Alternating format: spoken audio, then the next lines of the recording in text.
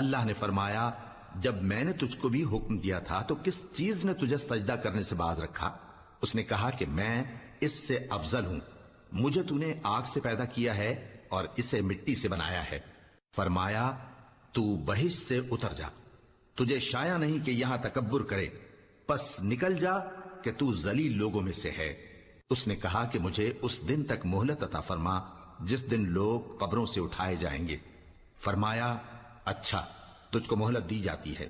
بولا کہ مجھے تو نے گمراہ کیا ہی ہے، میں بھی تیرے سیدھے رستے پر ان کو گمراہ کرنے کے لیے بیٹھوں گا، پھر ان کے آگے سے اور پیچھے سے اور دائیں سے اور بائیں سے غرض ہر طرف سے آؤں گا، اور تو ان میں اکثر کو شکر گزار نہیں پائے گا۔ اللہ نے فرمایا نکل جا یہاں سے پاجی مردود، جو لوگ ان میں سے تیری پیروی کریں گے میں ان کو اور تجھ کو جہنم میں ڈال کر تم سب سے جہنم کو بھر دوں گا، اور اے